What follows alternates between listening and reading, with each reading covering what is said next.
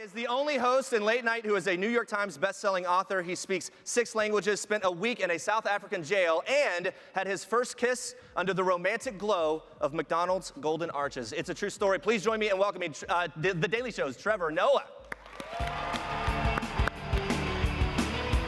Hello, sir.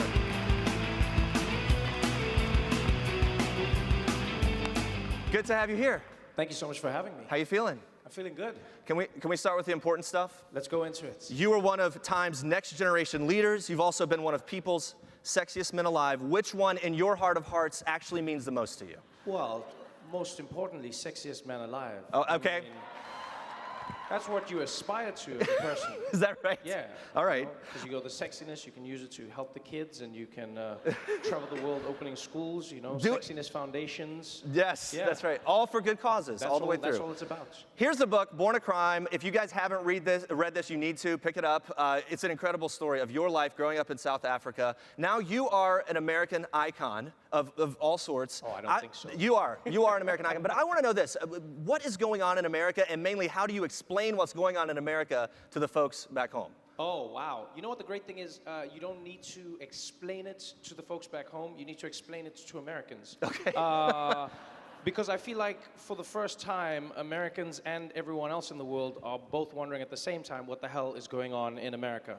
You know, it's an interesting time where America's in a place where it feels like we're learning about the presidency at the same time as the president. And so I think admittedly so. That's an interesting situation to be in. And speaking of, President Trump is in New York City for the first time today since he was inaugurated. Lots of protests, different things going on. Right. He's had some special meetings. If he would make his way onto your show, yes, sitting across the desk from you, yes, what would be the first question you would ask President Trump? What would be the first question?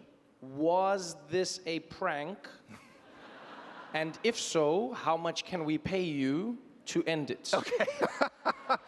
All right, something that I find, okay. And he has a number, by the way. He has a number. He has a number? Okay. He has a number. Something I find really interesting, I hear that you feel like you're about 10 years behind on American pop culture in some ways. Oh, no, yeah, in some ways. You know, what was interesting is growing up in South Africa, we always got old TV shows from the US, and we didn't know they were old. We were just like, yeah, this is great. I'm going to be watching Rescue 911. This is fantastic. Let's do it. And then at the same time, we had the current season of American Idol, so some of our references were a little thrown out by that, but I enjoy it. Yeah, so to some that might seem like a disadvantage for The Daily Show and everything else. How has that perspective for you turned out to help you? Well, I think it's nice. I feel like I'm living in history and the present at the same time. And sometimes that's how you answer some of the questions of what is going on. You know, luckily, politically, we've always been in touch with what's happening in the US, no more so than now.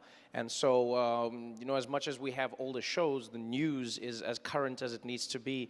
And I think working on the show, the biggest perspective you get when you come in from another country, especially from South Africa or from the African continent, is you go, I'm familiar with a lot of these things. You know, I'm familiar with leaders who test institutions. I'm familiar with leaders who place a stress test on democracy. Sure. I'm familiar with protest. I'm familiar with uprising. So, in essence, in a strange way, I moved to America, and now, because of Trump, I feel more at home than ever.